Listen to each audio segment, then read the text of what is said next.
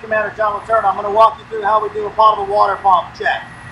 First thing we do is we check the motor controller, make sure that it's electrically safe and intact.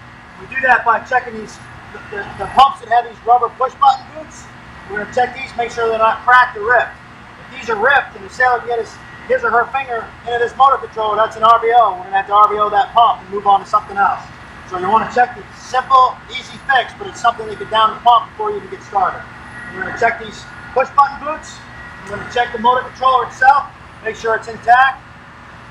Make sure your lead wires are intact and there's no open stuffing tubes or open connectors or anything. Make sure that this is electrically sound for our controllers. And as we go through the check, we're also going to check our pump running lights, illuminate and extinguish as we start and stop the pump.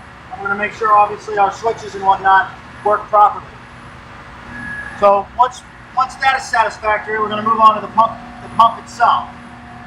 In many cases, the pump itself, on a lot of classes of ship, we have an automatic start-stop feature on these pumps.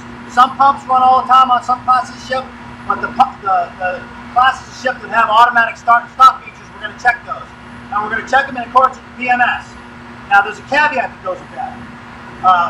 Currently we're on a DDG, and the PMS check for DDG is a little bit intrusive. You still have to do the PMS check, but for INSURV purposes, we just want to see the operation of the automatic start and stop feature.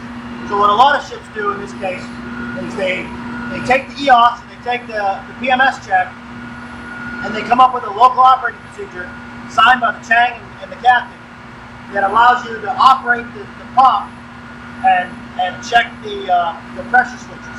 These are our pressure switches, and in order to check it, we can do it one of two ways: either by the PMS, tag out the system, and look up your test rig and test the system. That's okay, that's perfectly acceptable. Or you can do a local operating procedure to run the pumps, and we can check it with the installed gauge. For INSURV purposes, we're okay with that as long as it doesn't violate PMS or EOS. So you got to make sure that, and it's signed by the captain and the chain, like I said.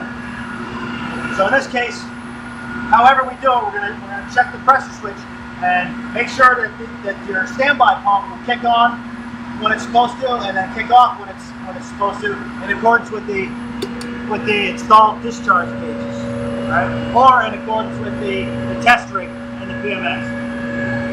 However that's done, doesn't matter to INSURV. So decide as a ship how you want to do it, practice that way, and stick to it. But once you get that done, then we're going to check the operation of the pump itself.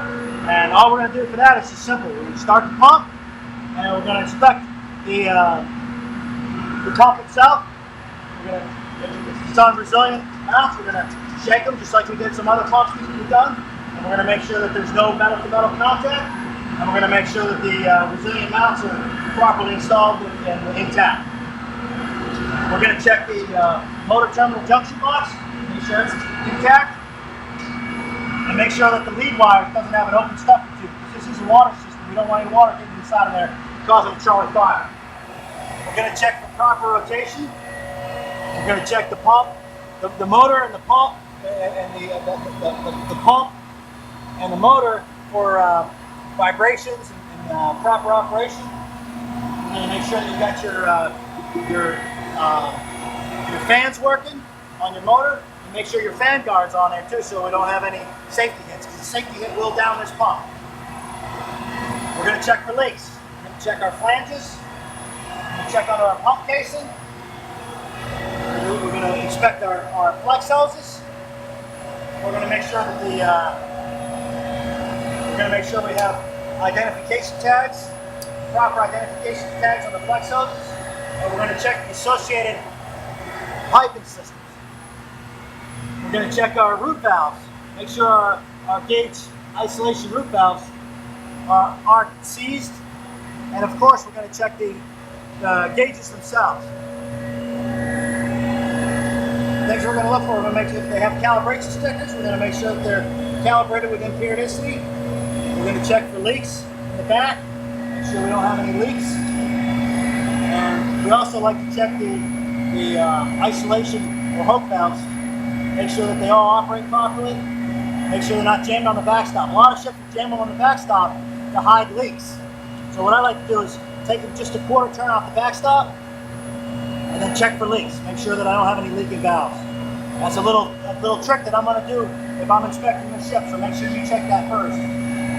So we're going to check the ground strap, just like we do any other pump. Make sure the ground strap is proper ground strap, make sure it's intact, make sure it's tight. We find a lot of loose ground straps on potable water pumps for some reason, so we're going to check that. We're going to check our pressure switches, our Detroit switches. Make sure they don't have any open stuffing tubes, right? Make sure these wires don't go in and out of these stuffing tubes, like this one. You can see how that goes in and out? That's a hit. Not supposed to be able to go in and out of that stuffing tube. That's supposed to be nice and tight, so you don't have any water intrusion. We're going to just check our isolation valves, make sure they're not seized. Those are good. And we're going to check for leaks too. Make sure that we don't have any leaks on the associated piping and tubing for these Detroit switches. And of course, we're going to check for calibration, make sure it's within periodicity. And we're going to check the overall material condition of each component.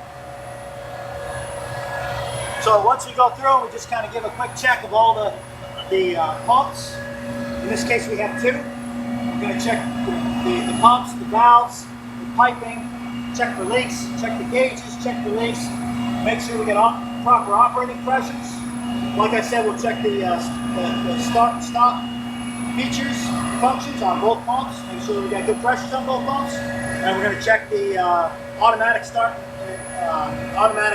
and stop too for the ships that have that. Last thing I like to check is the potable water manifold right behind here.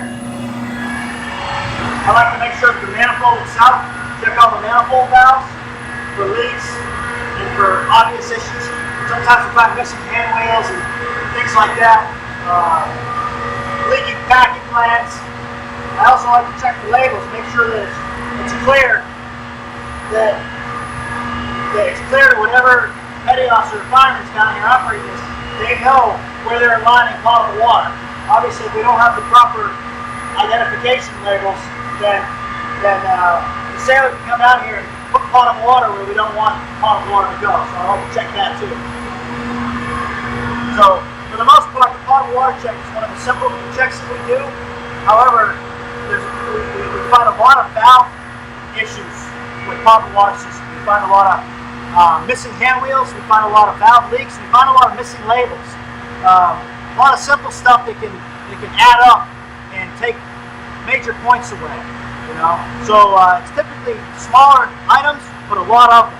So make sure you go through your system systematically, and make sure you go through and check all those little things so that they don't add up and take a number of points away from your overall score. This concludes my potable water pump check. Hope this helps. Thank you.